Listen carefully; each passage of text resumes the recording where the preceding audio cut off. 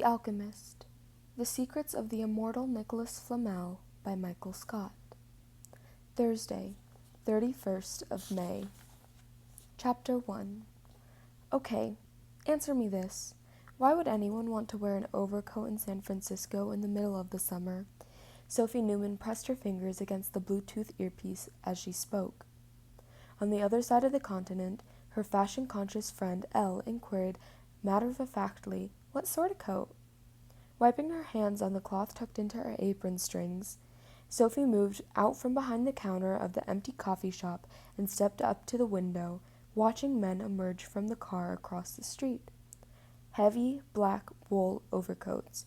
They're even wearing gloves and hats. And sunglasses. She pressed her face against the glass. Even for this city, that's just a little too weird. Maybe they're undertakers, Elle suggested, her voice popping and clicking on the cell phone. Sophie could hear something loud and dismal playing in the background. The Chromza, maybe? Or Amorphous? Elle had never quite got over her goth phase. Maybe, Sophie answered, sounding unconvinced. She'd been chatting on the phone with her friend when, a few moments earlier, she'd spotted an unusual-looking car. It was long and sleek and looked as if it belonged in an old black-and-white movie.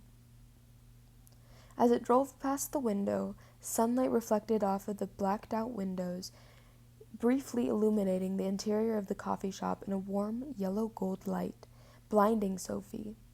Blinking away the black dots dancing before her eyes, she watched as the car turned at the bottom of the hill and slowly returned. Without signaling, it pulled over directly in front of the small bookshop right across the street. Maybe they're the mafia, Elle suggested dramatically. My dad knows someone in the mafia, but he drives a Prius, she added. This is most definitely not a Prius, Sophie said, looking again at the car and the two large men standing on the street, bundled up in their heavy overcoats, gloves, and hats, their eyes hidden behind overlarge sunglasses. Maybe they're just cold, Elle suggested. Doesn't it get cool in San Francisco? Sophie Newman glanced at the clock and thermometer on the wall over the counter behind her. It's 2:15 here and 81 degrees, she said. Trust me. They're not cold. They must be dying. Wait, she said, interrupting herself. Something's happening.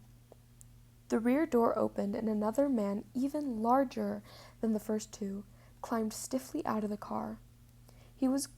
As he closed the door, sunlight briefly touched his face, and Sophie caught a glimpse of pale, unhealthy-looking, gray-white skin. She adjusted the volume on the earpiece. Okay. You should see what just climbed out of the car. A huge guy with gray skin. Gray. That might explain it. Maybe they have some type of skin condition. I saw a National Geographic documentary about people who can't go out in the sun, Elle began, but Sophie was no longer listening to her. A fourth figure stepped out of the car. He was a small, rather dapper-looking man, dressed in a neat charcoal gray three-piece suit that looked vaguely old-fashioned, but that she could tell had been tailor-made for him. His gray hair was pulled back from an angular face into a tight ponytail, while a neat triangular beard, mostly black but flecked with gray, concealed his mouth and chin. He moved away from the car and stepped under the striped awning that covered the trays of books outside the shop. When he picked up a brightly colored paperback and turned it over in his hands, Sophie noticed that he was wearing gray gloves. A pearl button at the wrist winked in the light. They're going into the bookshop, she said into her earpiece. Is Josh still working there? Elle immediately asked. Sophie ignored the sudden interest in her friend's voice. The fact that her best friend liked her twin brother was just a little too weird. Yeah, I'm gonna call him and see what's up. I'll call you right back. She hung up, pulled out the earpiece, and absently rubbed her hot ear as she stared, fascinated, at the small man. There was something about him. Something odd. Maybe he was a fashion designer, she thought, or a movie producer, or maybe he was an author. She noticed that some authors like to dress up in peculiar outfits. She'd give him a few minutes to get into the shop, then she'd call her twin for a report. Sophie was about to turn away, then the gray man suddenly spun around and seemed to stare directly at her. As he stood under the awning, his face was in shadow, and yet for just the briefest instant, his eyes looked as if they were glowing. Sophie knew, just knew, there was no possible way for this small gray man to see her. She was standing on the opposite side of the street behind a pane of glass that was bright with reflected early afternoon sunlight. She would be invisible in the gloom behind the glass. And yet in that single moment when her eyes met his, Sophie felt the tiny hairs on the back of her hands and along her forearms tingle, and felt a puff of cold air touch the back of her neck. She rolled her shoulders, turning her head slightly from side to side, strands of her long blonde hair curling across her cheek. The contact lasted only a second before the small man looked away, but Sophie got the impression that he had looked directly at her. In the instant before, the gray man and his 3 overdressed companions disappeared into the bookshop, Sophie decided that she did not like him. Peppermint and rotten eggs. That is just vile. Josh Newman stood in the center of the bookstore cellar and breathed deeply. Where were those smells coming from? He looked around at the shelves stacked high with books and wondering if something had crawled in behind them and died. What else would account for such a foul stink? The tiny, cramped cellar always smelled dry and musty, the air heavy with the odors of parched curling paper, mingled with the richer aroma of old leather bindings and dusty cobwebs. He loved the smell. He always thought it was warm and comforting, like the sense of cinnamon and spices that he associated with Christmas. Peppermint. Sharp and clean, the smell cut through the close cellar atmosphere. It was the odor of new toothpaste or those herbal teas his sister served at the coffee shop across the street. It sliced through the heavier smells of leather and paper and was so strong that it made his sinuses tingle. He felt as if he was going to sneeze at any moment.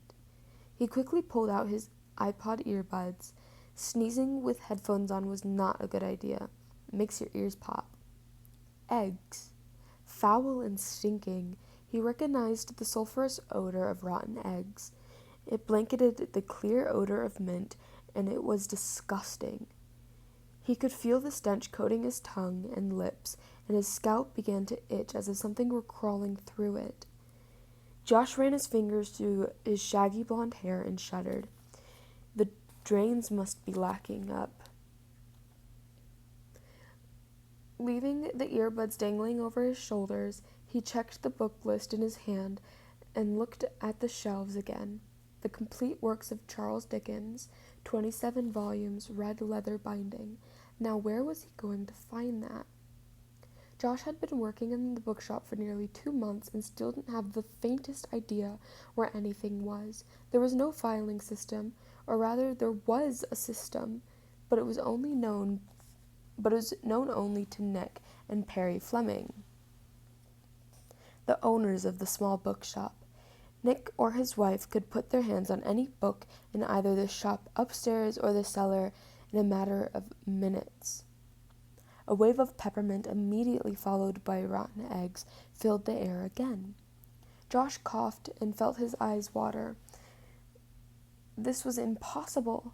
Stuffing the book list into one of the pockets on his jeans and the headphones into the other, he maneuvered his way through the piled books and stacks of boxes, heading for the stairs. He couldn't spend another minute down there with that smell. He rubbed the heels of his palms against his eyes, which were now stinging ferociously. Grabbing the stair rail, he pulled himself up. He needed to breathe fresh air or he was going to throw up. But, strangely, the closer he came to the top of the stairs, the stronger the odors became. He popped his head out of the cellar door and looked around. In that instant, Josh Newman realized that the world would never be the same again.